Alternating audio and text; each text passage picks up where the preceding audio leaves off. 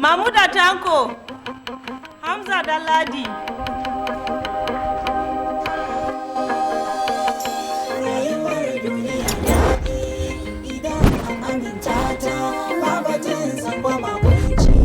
Wannan shine zuwan sa na biyar kafin ya cika shekara guda.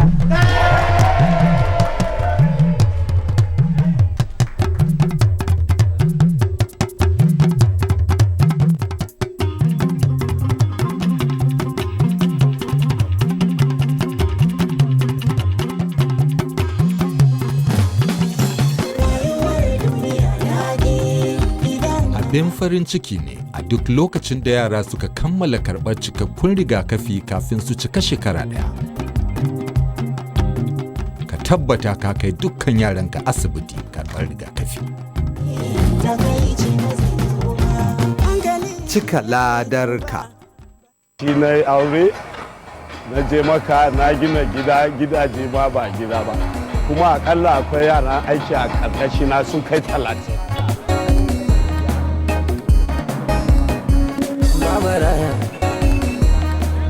Babu maraya sir, ba maraya. Babu maraya sir, ba maraya. Babu maraya sir, ba maraya. Babu maraya sir. Tunda zan yi karatu ko zan yi rubutu kun ga ashe ba da ba maraya. Tabbas ba maraya sai rago a tashar NTA Kaduna tauraruwar tasha. Babu maraya sai.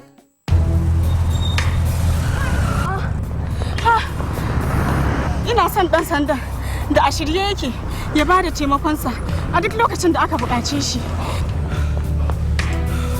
Ina buƙatar kayan aiki domin in gudanar da aiki na yadda ya kamata.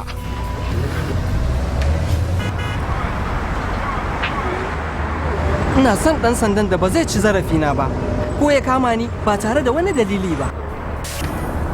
Ina so a ɗauke ni da mahimmanci akan aikina ta yadda mutane masu gaskiya ba za su dinga tsorona ba. Ina son ɗan sandan da ba zai tambaye ni na gora ba. Ina son albashi mai kyau kuma a biya ni akan lokaci. Shin hakan zai iya yiwuwa? Da ingantaccen dokoki. Ingantacciyar hanyar samar da kudaden gudanarwa. Horaswa? Da kuma haɗin kan al'umma. Yana iya yiwuwa. Yana iya yiwuwa. Yana iya yiwuwa.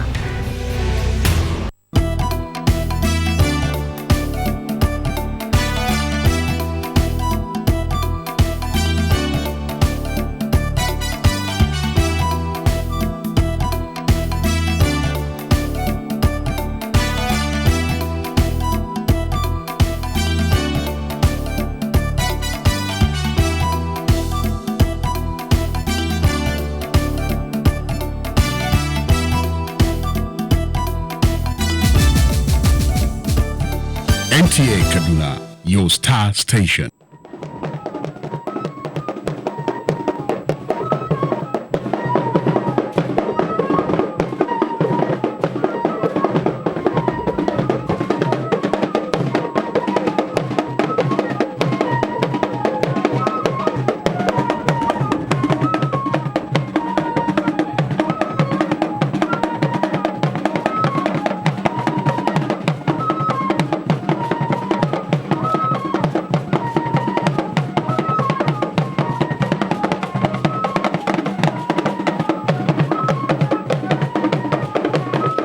ya masu albishirin nan da aka kawo mana.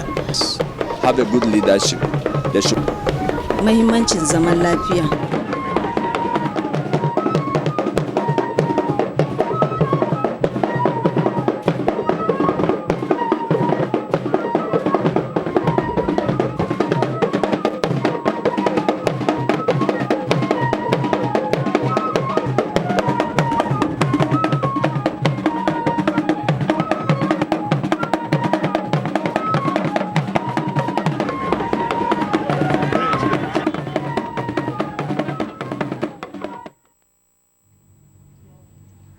You're welcome to today's episode of the program, Living Together Peacefully. Today we shall be handling an issue of the moment, religious Intolerance, supported by USAID and NIRI. As usual, we are live. We have a session for phone in where you can call to contribute or ask questions. I have with me very important personalities in the house, but you will be meeting them in a moment. But before then, we will be listening to public views on the issue of religious tolerance. I'm Srali Musa.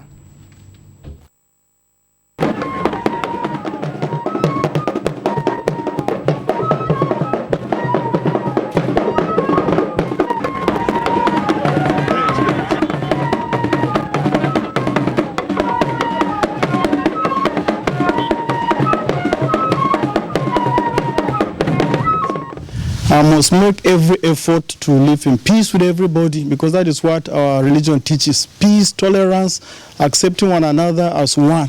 And so the moment I look at myself as a nobody and Jesus Christ is everything in me, I must make every effort to make everyone within and within me very comfortable. The clerics, the scholars they must receive orientation. We must receive orientation. We have to go with the dictates of our teachings. These are some of the problems, because they will say something here. When they mount the pulpit, they will dispense. They will say another thing. So this is a major issue.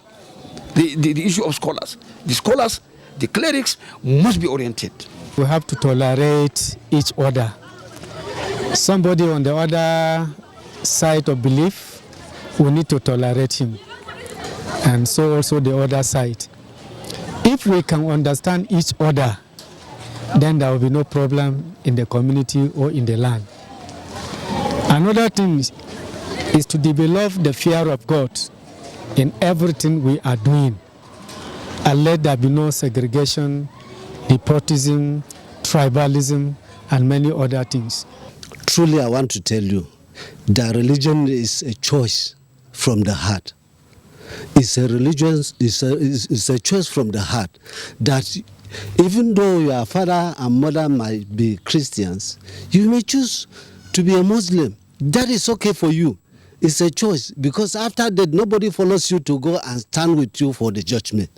So I felt that it is misconception that people would have to see you must be of the same religion with me, even though son and father. It is very, very wrong. It should be a matter of choice. Let me talk about the religious leaders. They should preach peace wholeheartedly with one heart. They should preach what true peace is all about. Should not mind about what they are going to get. As a religious leader, you need to see the truth, even if the truth is against you. I think this will help us to be in peace. As a religious leader, if you lie, then what do you think you're proving or you're telling your followers? If we want to have peace among ourselves, we have to remove the differences. The religious leaders should be able to come out in clear terms to discuss or to tell the people that all of us are one, that we are created by one person. And that one person is God. God is the creator, and I think the only thing that can be able to make us to sustain this is to be able to have a mutual understanding and take away the differences in terms of ethnic groups and the religious differences. I think if we can be able to see ourselves as one Nigeria, I think that one is okay. If I should set an example in Kauru local government, especially in Chawa Chiefdom, we don't differentiate whether you are a Muslim or a Christian. We are the same God, the same Father we are following. If that should be the case, both the man and the pastors, they should always call each other. So they call the attention of the people. All what has happened, we should put everything in prayers. We should pray and beg God so that God will bring peace in the community. We have to sensitize people about religious tolerance, about hate speech, and there are so many other things, And on the side of the government, something like compensation and skill acquisition, and there are so many other things, on the side of the government that government should do. And our traditional leaders, they should come together, and we want to see them exchanging visits from one chiefdom or emirate to another. That will encourage people at least to come together.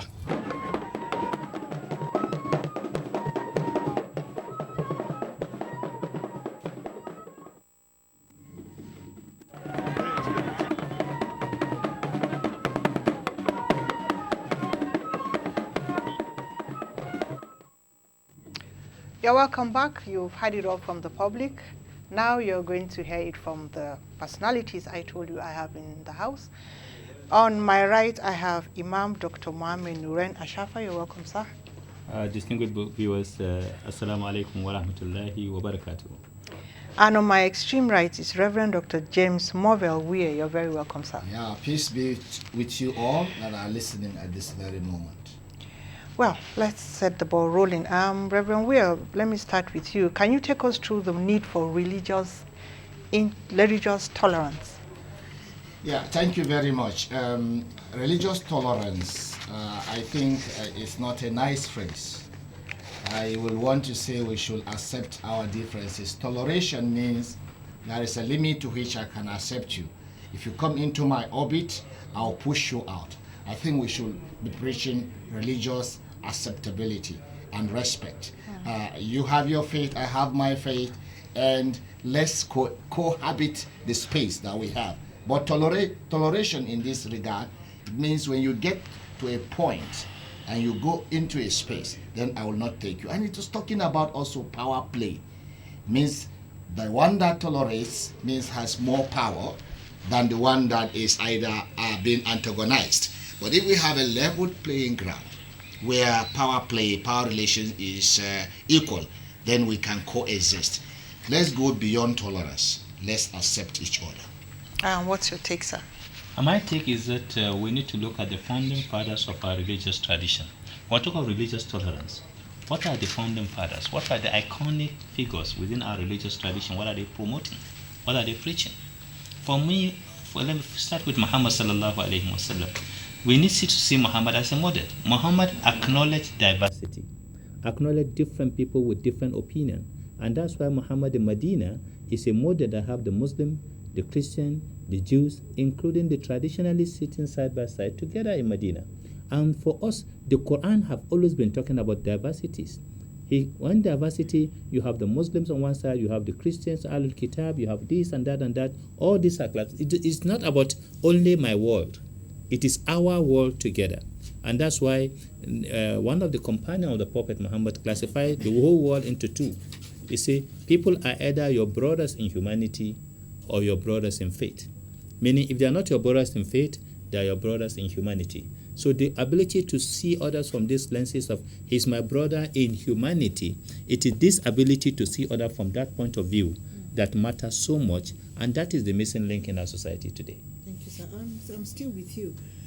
Religious acceptance, as Reverend said, start and end with an ideology. And each book prophesies like the issue of love. Why do we still have conflict, and how can love be sustained if each of the book preaches that we should love our neighbor? We are misunderstanding the concept of love from our own tradition. Okay. People are misunderstanding the concept of love is a concept of compromising. You accept, if you love somebody, you accept everything about him, totality. This is not true. It is about ability to be compassionate, to see yourself in the other person. And it's ability to empathize, not sympathize with the other person. So to love the other person is to see your humanity, your image in the other. And in seeing your image, you are seeing the image of God, that every other person is the creature of God. And when you honor him, you are honoring God. This is the missing link. People feel if I love you, it means we are the same, it's the spirit of we are all one, with no more differences of opinion. Even within the family at home, within you and the husband and the wife, you still have difference of opinion.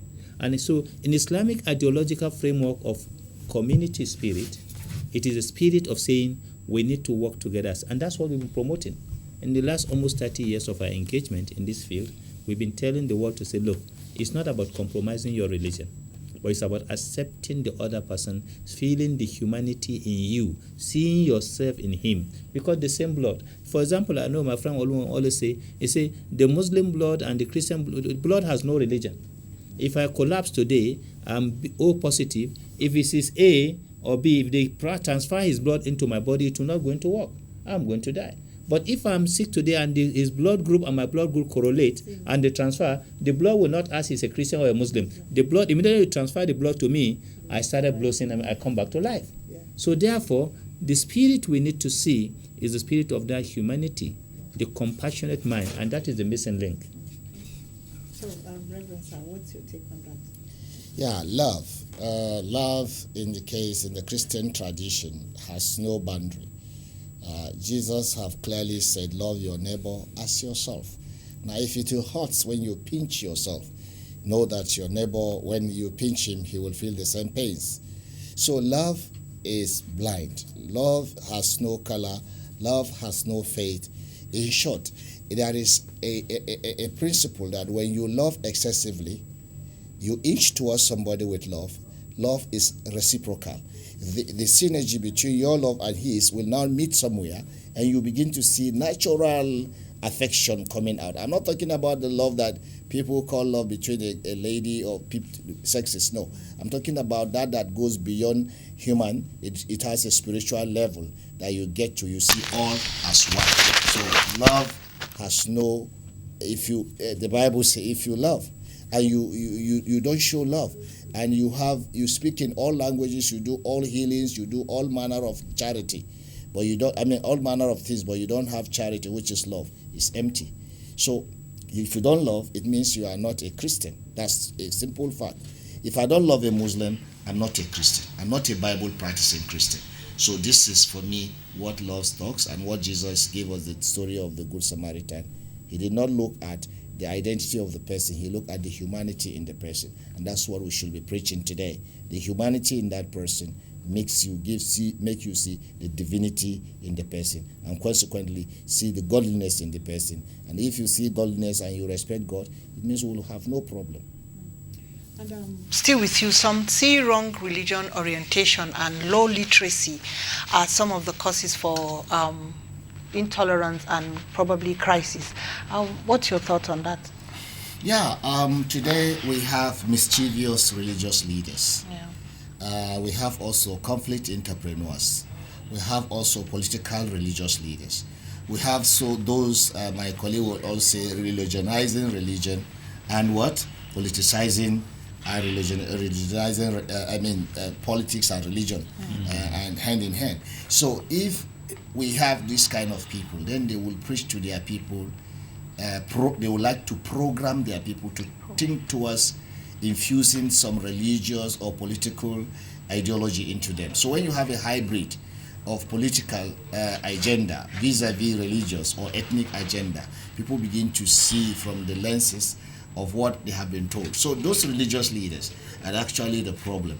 And for me, there is a warning for such people, because the Bible in Ezekiel 33 verse 6 say, if you see danger and you did not warn your people, and they get into that danger and they die as a result of that danger, the Lord Almighty say, I will require the blood from you who is the leader, who is the religious leader. So we need to guide our people to the path of peace, that they don't die.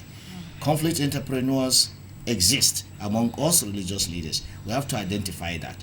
And as part of it, we have already proposed how this thing can be guided in what we call religious tolerance and hate speech bill, to guide this kind of people. And I know my colleague will talk more about that, but this is for me the end thing. Let's have something to checkmate us. And that checkmating was done by religious leaders. I'm glad that National CAN and National Supreme Council for Religious Affairs, together with their lawyers and National Human Rights Commission, with the Interfaith Mediation Center, has put a religious tolerance and hate speech bill. Okay. It's not seeing the light of the day yet, but we hope one day it will. We hope so, and so.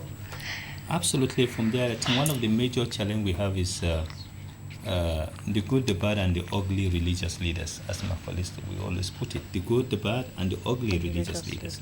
And today, in the world we live in, there are more of the bad, which is the half-baked religious leaders, and the ugly, which are religious leaders who know the scripture. In fact, they are moving encyclopedia of their religious traditions, but they have greed in their heart. And because of their greed, they manipulate the mind of the innocent followers, mislead them into feeling that to love God, you have to hate the other person. To love God, you have to excommunicate the other person. To be part of us, to have a sense of belonging, you have to have the ability to even murder the other person.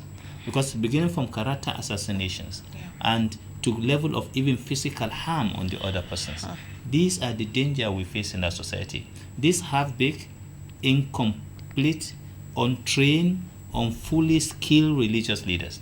Most of them, they are Google imams and Google. They give Google fatwa, Google imams, Google pastors. They know how to give fatwas. And then they just give you fatwas and say, this guy is, condemn him. And these are religion come to nurture, to give hope to the hopeless, to become a voice for those who are in stress, whoever they are, whatever, including animal. And my religious tradition, Islam, has made it very clear, clearly, when it says, it gives us a model of people who help an animal, give a tasty dog water to drink, and become the ticket of entering paradise. And he starved a cat to death, she got the ticket of going to hell. Why? So therefore, if saving an animal or starving an animal will give you a reward or punishment, how can you reconcile that religion with somebody who say, the more you kill, the more you have a paradise? I don't know which kind of Al-Jannah they want to go into. So these are bad, incompatible, mischievous religious leaders who hijack our religious values to promote hate. So therefore, when any religion, for me as children of Abraham, the Abrahamic traditions, our iconic characters are Abraham, Jesus, and Muhammad sallallahu alaihi wasallam.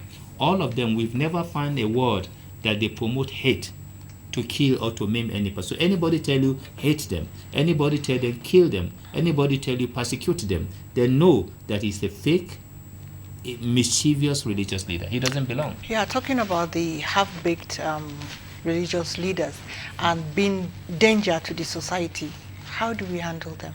I think one of the most important things is what we are promoting. We are promoting what we call religious tolerance bill. Okay. In the religious tolerance bill, just like what we have in the case, it's a case of helping the government to promote a policy that will checkmate those who are misusing and abusing our religious values or cultural values and norms in order to incite people to hatred, in order to incite people to, and the government have to sit up. So that's why we talk about is a two-way sword.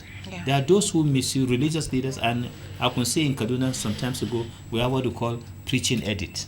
In most of the states in the north, they've tried to sort of preaching edit to guide people, religious leaders, from misusing this God-given constituency, sacred space. It's a sacred space by God. No matter your political power, you come to the mosque. As an imam, you sit down and you listen to me on Friday. No matter how powerful you are politically, you go to the church on Sunday and listen to the pastor giving you a message. And those messages you believe God is speaking. People open their heart. So when religious leaders start manipulating, abusing those opportunities, there's supposed to be a policy that checks them. And that's why we are promoting religious tolerance bill. And the second thing is community peace declaration. Like the one we have in Kaduna after the 2000 Sharia crisis, we bring in what we call the Kaduna Peace Declaration of Religious Leaders. So where religious leaders sign a document by which through that document they can be able to check themselves. And this almost 10 good years after signing this document in Kaduna, it works. And we believe that other states in the country need to learn about how can religious leaders together be able to serve as the voice of the voiceless, to serve in promoting the ideal of our religious values. These are some of the things we are promoting, and we believe strongly that as we are moving right now, we are looking to see that how, with our community initiative in promoting peace, which is a SIP project we are running in collaboration with the same USAID and Mexico, PARE, and other SCDD and other network of partners of friends. What we are doing is to say, can we create can communities start taking initiatives? Waiting for policy of the government is one thing on the other side, as my colleagues have said, but the second important is can community take initiative to protect their positive cultural norms and values that promote inclusiveness. And that is the missing link in the world. And I believe we'll get there with new policies coming out, religious leaders themselves saying we need to have a check-in machines, a policy framework that check excessive misuse and abuse of not right to freedom of religion or to practice, but excessive misuse and abuse of religion. But how do you relate this to those half-baked? Like, how do you involve them in this, your policy? How do you bring to their notice that this and this and this, or this pathway you're taking is not good, is a danger to the society? Because the important thing, in those days, in the past, we used to have license. You cannot be an imam without having a license to preach. Okay. You cannot be a pastor without being ordained. Yeah. These days, people just wake up, he read the book on his own, he just read on the internet, and then he go to school here, he come back, not test certified, and he open a small mosque, or a politician build a mosque for him, and then he become a sheikh. Everybody become a sheikh. And the same thing applies. People won't just dream. My brother will tell you about that. He say he saw a vision. He established a church and he started operation. Yeah. So these are saying those institutions, for example, how can license bring back the theory of licensing who go on the air? How can Nigerian Supreme Council for Islamic Affairs bring back what it used to be in the past of saying every imam, every pastor go through a process for him to preach, not only to preach, even to teach in our madrasa, because violent extremism is ongoing in our madrasas and theological places of worship.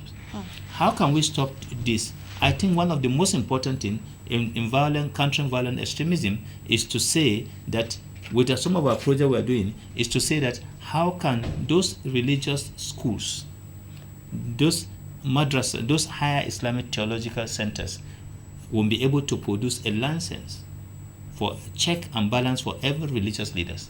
Can we create a mechanism for that? That's what we are promoting now. Thank you very much, sir. As usual, our phones are going to be open. They are open right now for contributions and questions. We need to do this together with the audience. Reverend sir, before we get any call, what role does social justice play in both tolerance and intolerance?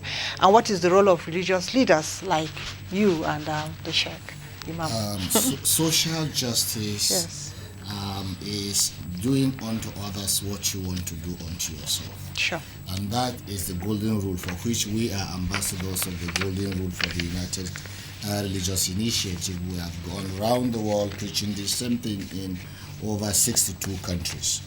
For us, what colorates the kind of things we want to guide against is that expression or action that incite or promote or justify religious, ethnic, cultural or racial hatred, xenophobia or any form of hatred based on intolerance, including intolerance expressed by aggressive nationalism and ethnocentrism, discrimination and hostility against minority, migrants, and people of immigration origin.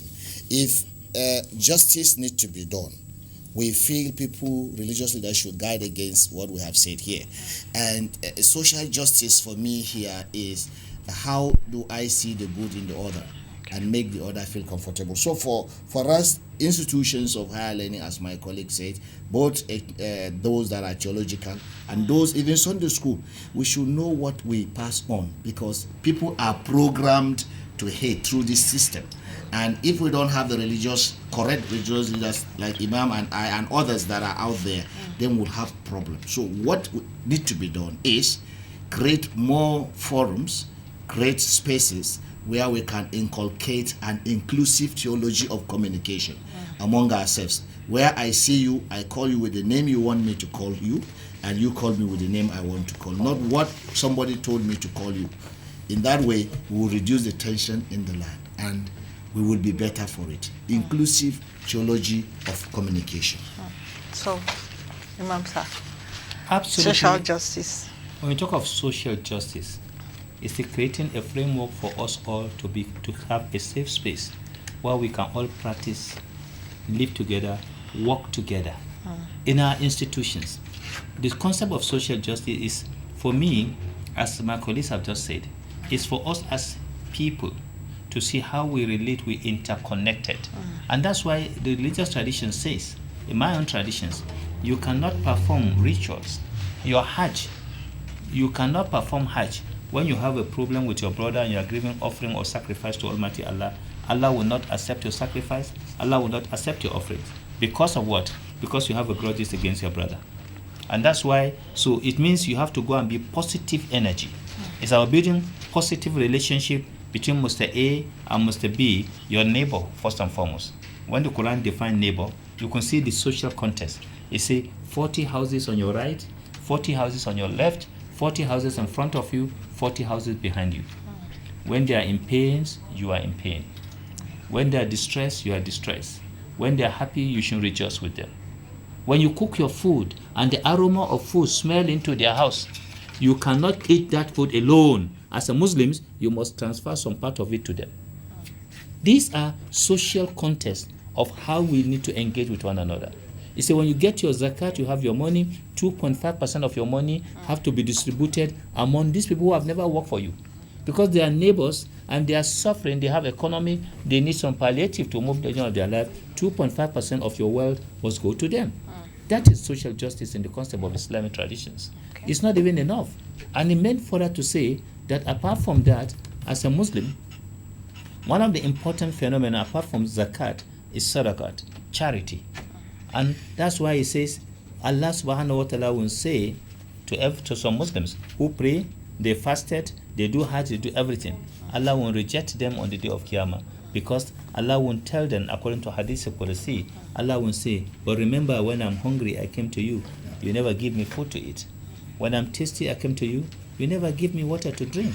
And it says, when I'm sick, I came to you. You never take care of me. Allah won't say, today, go away. I don't need you in my world. Today you are going to hell for not taking care of your neighbor. And you say, Allah, when do you come to me? I never take care of you. When are you sick, Allah, that I didn't give you a helping hand? When do you come naked and they didn't cover your nakedness? You say, when the poorest of the poor come to your doorsteps, what have you done? You rejected them, you threw them away. Because you didn't do that to them, today Allah say, my rahmah is not with you. Because my rahmah, my compassionate and mercy, goes to those who have mercy on those below them. This is Islamic traditions. And this social concept of social connectedness in Islam. And this is what is missing. When you go to your children and the children of your neighbor didn't go to school and you have a help to give them a helping hand, you didn't do. When you eat your feed and throw remaining food in the garbage and your neighbors are living hungry, then you are not a true child of Abraham. Interesting, Reverend sir. I'm sure you have something to say. I see a connection in what he just said. Exactly. From the yes to I think he was even reading the Bible. In fact, that was why I said, I'm sure you have a thing to say. We have Jesus who also say, whatsoever you do to the least of my brothers, that you do unto me. When I was hungry, you gave me to eat. When I was thirsty, you gave me to drink. When I was in prison, you visited me. When I was naked, you clothed me. And Jesus will ask, they will ask the Lord Jesus, when did this happen? Say, when you did it to the least of my brothers, you are doing it unto me. So, and in the Beatitude, the Bible is quite clear about Matthew from chapter 5 downwards. It keeps telling you, blessed are the meek, blessed are the poor, blessed are those who do. That's the social context. So it therefore means, it says, if your brother is hungry or is naked, is cold, he comes to you and you close the door against him and you say, go warm yourself. When you have food, it means you have not performed that of the principles of the church and the principle of the love of Christ that he gave to share to us. So Christian, any Christian that does not live by this principle, then you will need to ask, is he truly a Bible practicing Christian, or is he a dress coded Christian, or someone who say I am Christian by the way of mouth but does not live it? This is the challenge we are having, and the society need to do the right thing, and we ought to do it if we really want to move beyond tolerance. Still talking about peaceful coexistence, is there a way that ethnicity can rub itself into religion and then bring out the issue of intolerance among the community? Yeah, very well. You see, like we did said, my colleague will say, if you want to justify something, bring it to the religious leader, he will justify it. And if you want him also to not to justify it, he has words with which he will use and do it. So this issue you are bringing is very strong, that the onus rise on us. The nuances around this that we expect a transformation is that when we begin to come out of greed, when also we begin to address our flamboyant lifestyle, that leads also to corruption, and from corruption to beginning to put us in compartments, segregating along ethnicity and tribalism. And then sometimes unconsciously we allow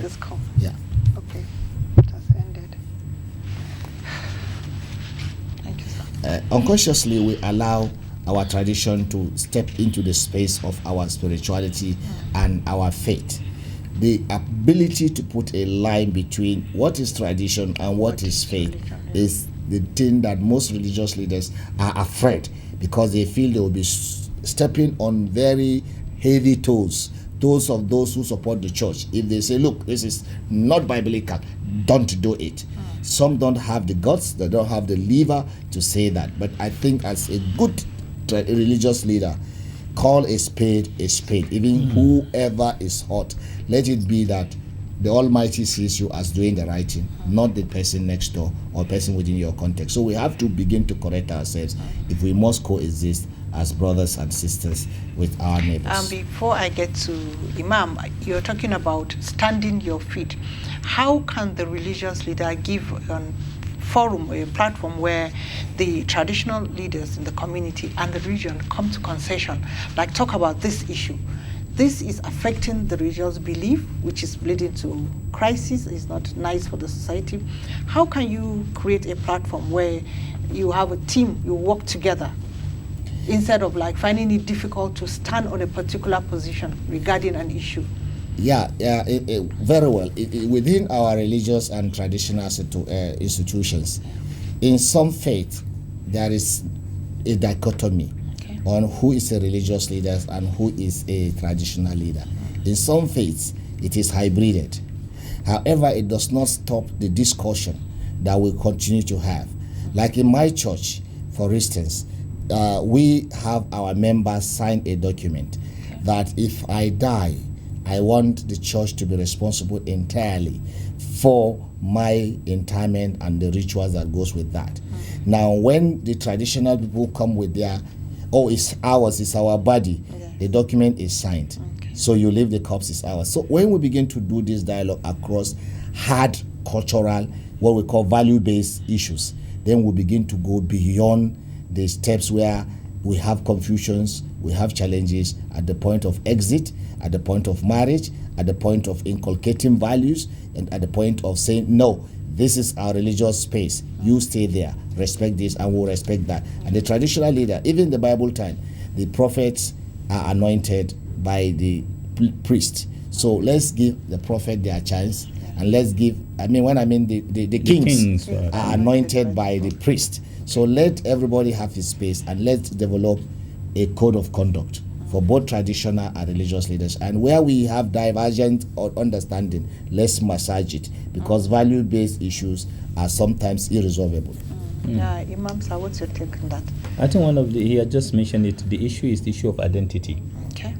Who am I? Am I first and foremost a Muslim, or first and foremost a Northerner? Okay. Are you first and foremost a Northerner, or first and foremost a Christian? Are you first and foremost a Middle Belter, or first and foremost a Northerner? Are you first and foremost a Nigerian, or first and foremost a tribal identity? This level of identity has taken so much of us. And very often, sometimes, some people even take religious identity. Okay. They drop their tribal identity. So it becomes so swift to identify. For example, when you talk of the Arabs, people assume all Arabs are what? Muslims. Whereas they are strongly committed Christian Arabs. For example, Palestinians. He's a Palestinian, he's an Arab, he's a Christian. He's a Palestinian, he's an Arab, he's a Muslim.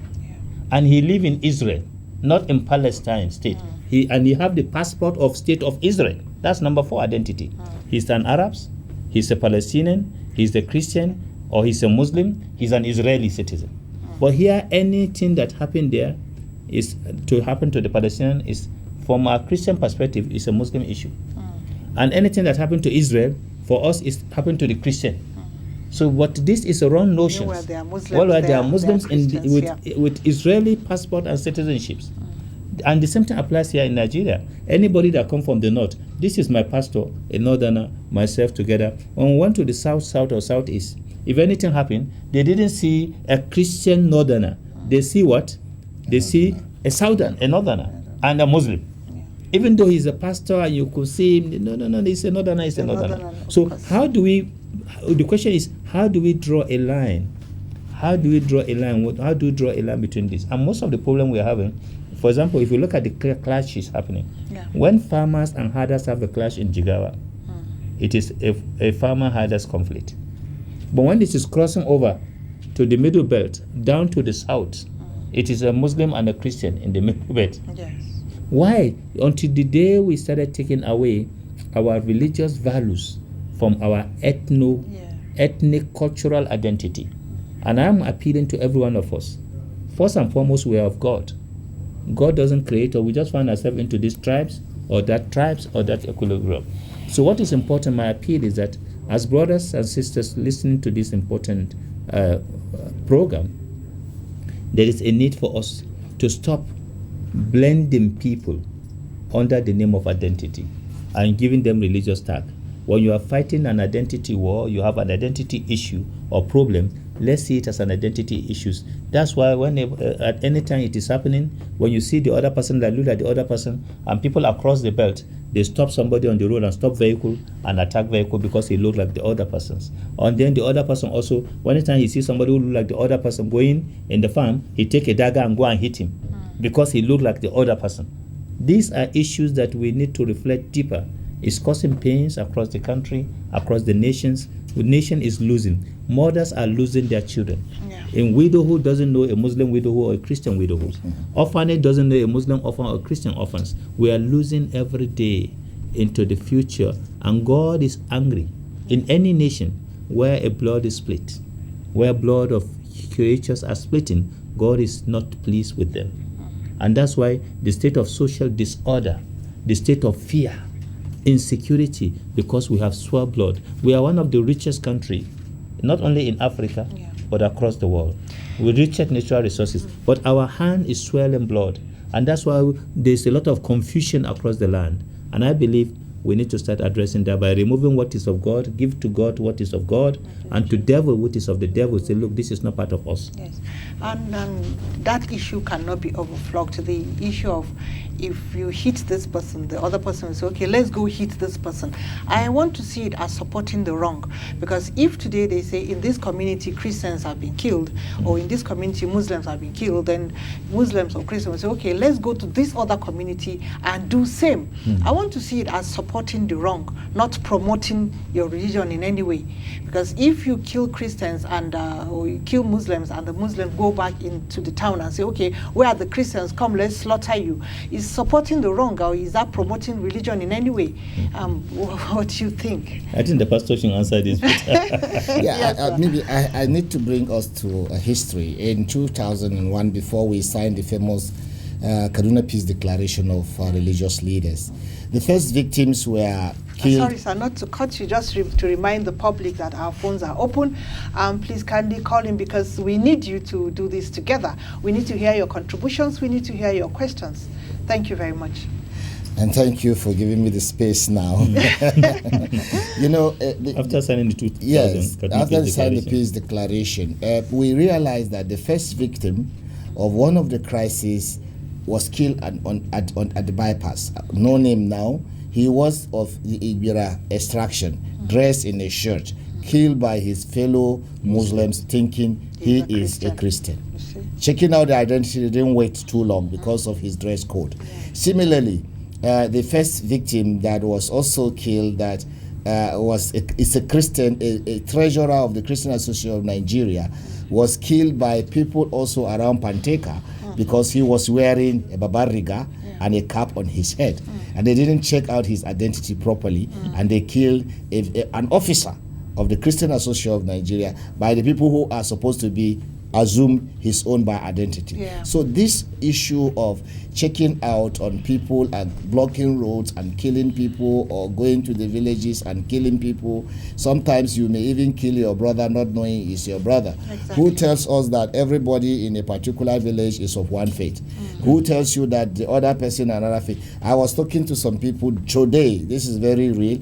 They are heading to Zonkoa and Kafanchan to check out the identity and the number of carnage that happened the last two, Saturday and Sunday. And one of them that is going say, look, and he is not a Christian, he's a Muslim. He said, 6 of the people killed are of my ethnic nationality, and they practice Islam. And who killed them?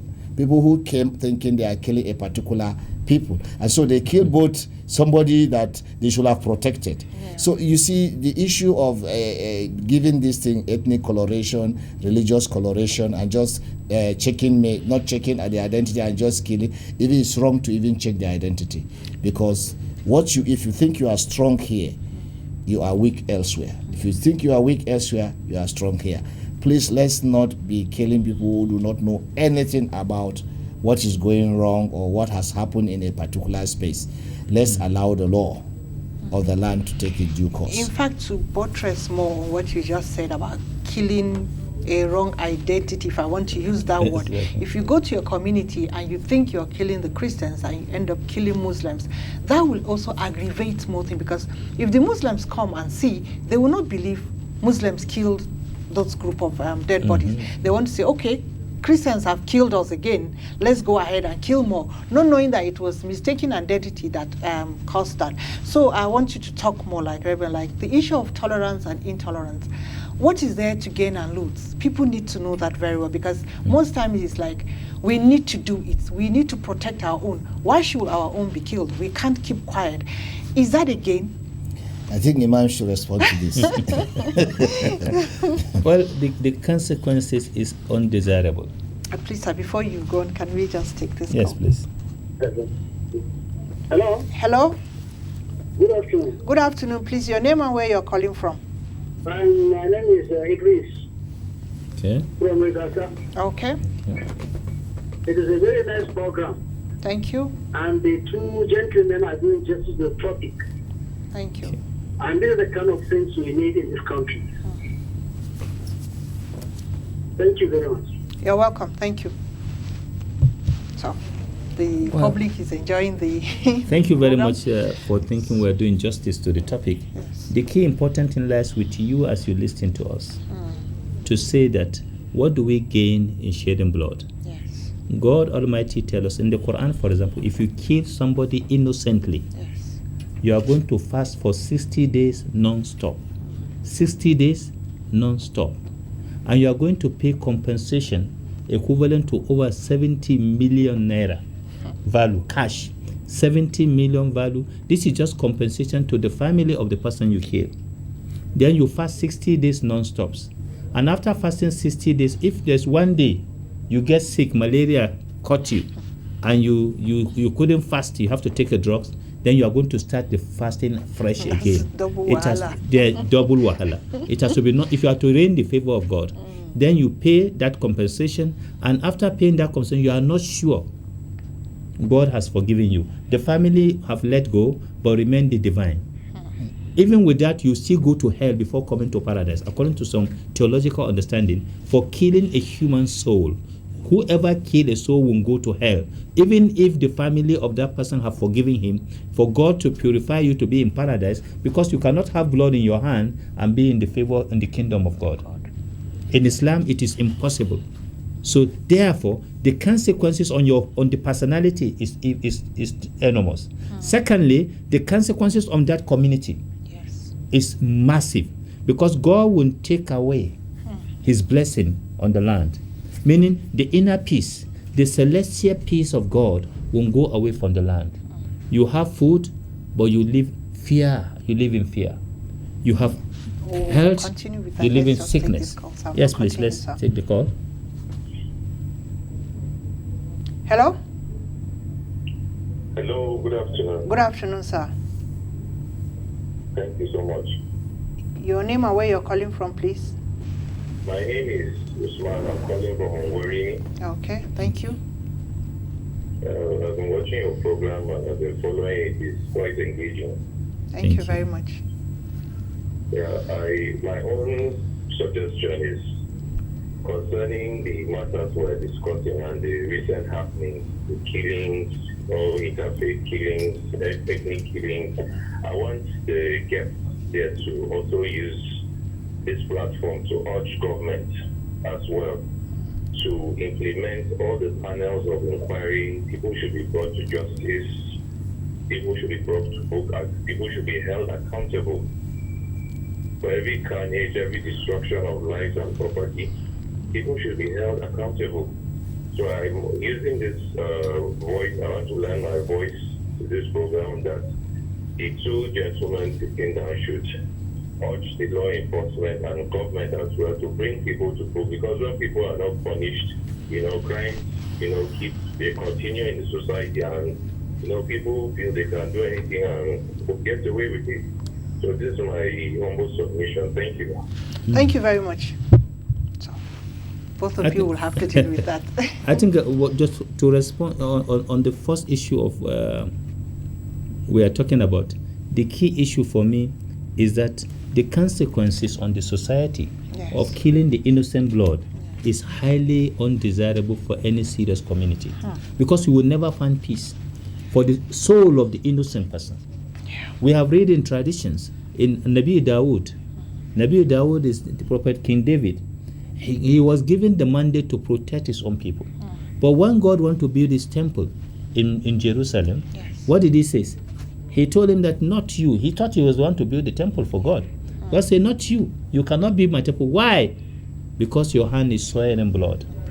A defense mechanism for his own people, defending them from external aggression. But because he has put his hand in blood, he say, only one of your child, I will pick one, whose hand is clean, that will be able to build my temple. And that's why Solomon built the temple for God. So that shows to us clearly that even within the kingdom of God, you who are vampires, who have turned yourself into vampires, or turned children into killer machines, the consequences, even though the world has failed to cut you, the government cannot cut you, remember that God Almighty will get rid of you.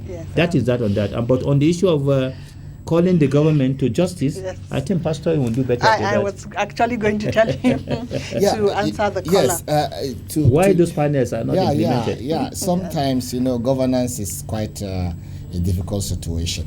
Sometimes implementing those panels' recommendation will aggravate the situation. And so in the wisdom of the government, they now tread carefully. But that does not mean they cannot back and bite. People should be careful.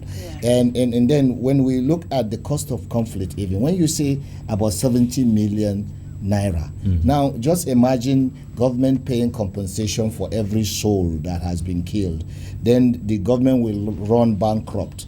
And that is why we should know that to kill one soul is a real terrible thing. So let's not think of killing and sniffing out competition over who killed the most. Some of us here have in the past been very active, and we have lost friends, teachers, and me too. I have lost my hand in an ethno-religious challenge in 1992 in Kaduna. So we know what we are talking about. We are actually people who have passed through this same tunnel, and we have now seen the light at the end of the tunnel. And if we have known this, what we are saying today earlier, we have got teachers who have taught us the way of inclusiveness, a way of loving the other, wouldn't have been in the problem that led to the killing and then my incapacitation and killing of some of his people as a result of we could not manage our anger. We transferred it. So stop transferring anger on people who are not victims, who are not aggressive, who have not killed your people on others. It's very, very, very wrong. It says, follow peace with all men and righteousness, without which no man can see God. Then do not allow the root of bitterness to grow in you, and then making you pollute others and making others come short of the glory of God. That is Hebrews chapter 12 verse what? verse Verse 14 and 15. So, Interesting. So I these think things I are love quite that. strong Yes. for us, and we are passionate about when you close the market for one day because of conflict. How many people go hungry? How many shops go close? How many people are injured? How many people cannot even pray? So when you say you are fighting for religion or ethnic or this thing, you are blocking blessings to individual houses, and it's retrogressive. The government will begin to see how to resettle people instead of progressively building and developing the society. They use the money now to settle new roads, houses that are born, park dog. And it's so terrible. Think of the cause of conflict. Think of one person, 70 million, apart from the fasting. Then think of how many people that need to be compensated, and don't go into it. It's evil to kill anybody. Yeah, still with you, sir. Coming from your experience, having witnessed different crises over the years, what do you recommend as ways for harmonious living, like across the divide? Imam pointed to you a Kaduna Peace Declaration of religious leaders. I think we should dust it off and call the religious leaders. There are committees, this for Kaduna, but all over the country.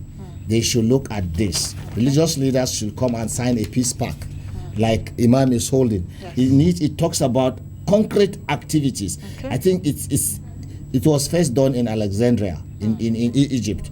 It didn't work for them, but we brought it to Kaduna and Nigeria, and it has worked for us. Another one is another peace pact in Yelwan Shandam. Another one is even on Plateau. The Plateau State Governor has declared 7th of February every year as Forgiveness Day, and he enjoys some level of peace. Why this carnage? Who is happy about the killing? Who is responsible? Who is making people want to kill? Who is inciting? And that's why the Religious Tolerance and Hate Speech Bill has come to state that if we can domesticate it, though the federal government is still Ministry of Internal Affairs, Ministry of Justice, some people will not want it to see the light of the day because it will hold them responsible at the end. The good thing about this is it was drafted by both religions. It is not the government drafting for them.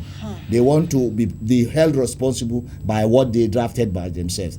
The lawyer of CAN, Federal, National came. The lawyer of the Supreme Council of Religious Affairs came. And they drafted this thing with support of Human Rights Commission. So these three main bodies came together and drafted. Let this bill be promoted. It will reduce some of those things because there is punishment in it. If I preach today or I send video and I incite people, they should hold me responsible if one man or woman died as a result of that message that I sent.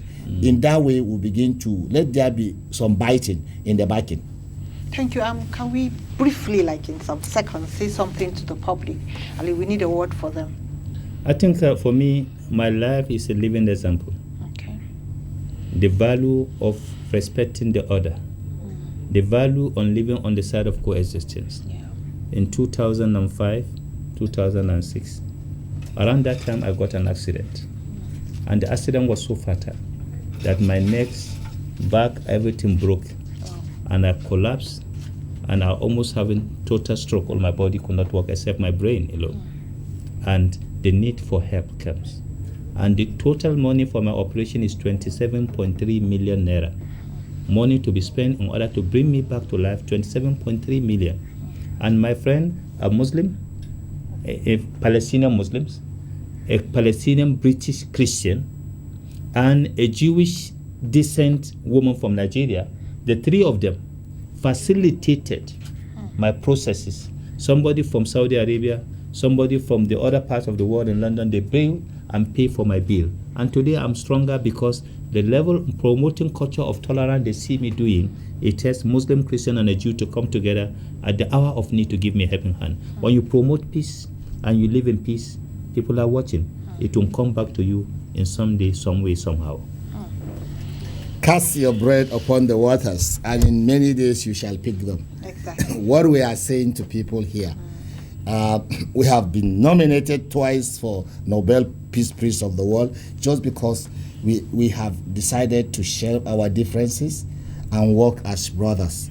We may have differences, but together we are resolved as a people of faith please emulate this. Somebody said in Kenya, Imam and Pastor, let's have your statues all over in the theological institution and Islamic institutions.